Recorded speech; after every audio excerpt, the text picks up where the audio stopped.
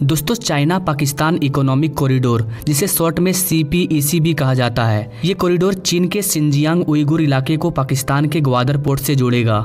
इस कॉरिडोर के तहत इन दोनों देशों के बीच में 3000 किलोमीटर लंबा इंफ्रास्ट्रक्चर प्रोजेक्ट पर काम चल रहा है। आज के इस वीडियो में हम जानेंगे कि चाइना पाकिस्तान इकोनॉमिक कॉरिडोर का काम क्यों रुक चुका है, इसका बजट कितना था और इसका कितना प्रतिशत काम पूरा हो चुका है और ये कब स्टार्ट हो सकता है। और गाइस, सबसे बड़ा सवाल कि भारत इस कॉरिडोर का विरोध क्यों कर रहा है, यानी कि भारत इसके खिलाफ क्यों है। नमस्कार दोस्तों, मैं हूं विकास और आप देख रहे हैं ऑल इंडिया अफेयर्स। दरअसल 2013 में जब चाइना ने BRI यानी कि बेल्ट एंड रोड इनिशिएटिव को लॉन्च किया था, तो चाइना तेजी से नए नए इंफ्रास्ट्रक्चर प्रोजेक्ट लॉन्च कर रहा था। इसी तरह से चीन पाकिस्तान इकोनॉमिक कॉरिडोर को भी साल 2015 में लॉन्च किया गया था। ये एक बाइलेटरल प्रोजेक्ट है जिसका उद्देश्य पाकिस्तान में energy, industry, highway, railway, pipeline network के साथ साथ पूरे पाकिस्तान में ओवरऑल कनेक्टिविटी को डेवलप करना। इसके अलावा चाइना के फायदे की बात करें तो ये कॉरिडोर चीन के बॉर्डर सेफ्टी को बढ़ाएगा। इस कॉरिडोर से चीन को सबसे बड़ा फायदा ये होने वाला है कि ओमन की खाड़ी के पास चीन का एक पोर्ट है।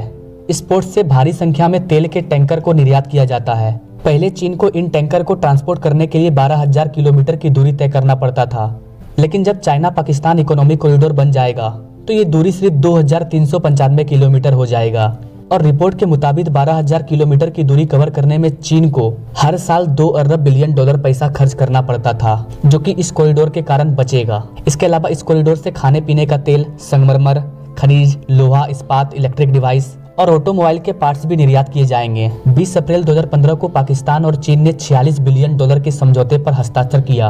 इस समझौते के बाद पाकिस्तान में बहुत से इंफ्रास्ट्रक्चर प्रोजेक्ट लॉन्च हुए, जैसे कि पाकिस्तान ने चीन तक बेहतर road connectivity, best rail network, पहले से मौजूद सड़कों की मरम्मत और भी कई सारी चीजें शामिल थी। जब इनका काम शुरू हुआ तो इन्होंने इस कॉरिडोर को और आगे बढ़ाने का फैसला किया। इसलिए 12 अगस्त 2015 को फिर से एक समझौता हुआ और 20 नए प्रोजेक्ट के लिए 1.6 बिलियन डॉलर की डील हुई। एक रिपोर्ट के अनुसार इन 20 नए प्रोजेक्ट में से ज्यादातर प्रोजेक्ट एनर्जी प्रोडक्शन को बढ़ाने के लिए था। इसके बाद दिसंबर 2015 में चीन और पाकिस्तान ने एक इंफॉर्मेशन टेक्नोलॉजी पार्क बनाने का प्रोजेक्ट लॉन्च किया, जिसके लिए इन दोनों देशों के बीच में 1.5 बिलियन डॉलर का डील हुआ। इसके बाद पाकिस्तान से चीन तक रेल नेटवर्क को और अधिक बढ़ाने के लिए तथा नए सिग्नल, रेलवे ट्रैक और पुराने रेलवे स्टेशन को अपग्रेड करने के लिए चीन और पाकिस्तान के बीच में 8.5 बिलियन डॉलर का डील हुआ। इसके अलावा चीन की कुछ कंपनी जो कि बड़े प्रोजेक्ट में निवेश करती है, उन कंपनियों ने भी पाकिस्तान में 10 बिलियन डॉलर से ज्यादा निवेश किया और सितंबर 2017 तक पाकिस्तान में 14 बिलियन डॉलर से ज्यादा के प्रोजेक्ट पर काम चल रहा था। मार्च 2018 तक बहुत से प्रोजेक्ट का काम पूरा हो चुका था और बाकी काम लगातार जारी था।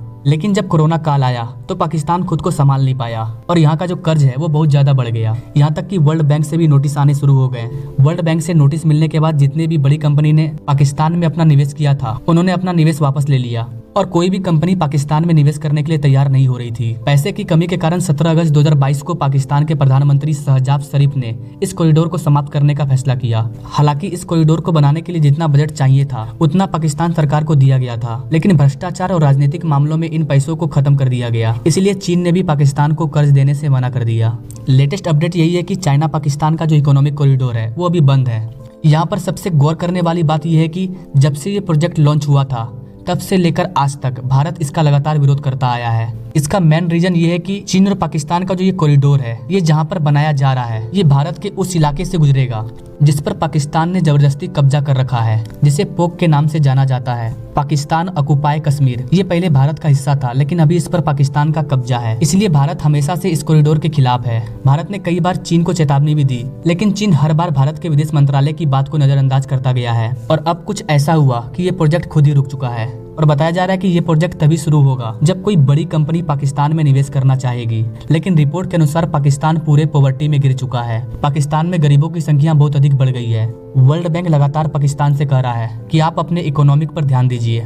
पाकिस्तान के 9 करोड़ से ज्यादा लोग गरीबी रेखा के नीचे आ चुके हैं और वर्ल्ड बैंक का कहना है कि अगर आपने इकोनॉमिक पर ध्यान नहीं दिया तो ये 9 करोड़ का आंकड़ा कब 15 करोड़ पार कर जाएगा आपको पता भी नहीं चलेगा। तो कुल मिलाकर पाकिस्तान की हालत अभी बहुत खराब है। आगे देखते हैं पाकिस्तान क्या करता है, क्या डिसीजन लेता है, कैसे अपने देश को आगे बढ़ाता है।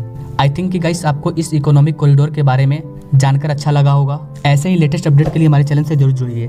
मिलते हैं नेक्स्ट वीडियो में नई जानकारी के साथ, तब तक के लिए जय हिंद।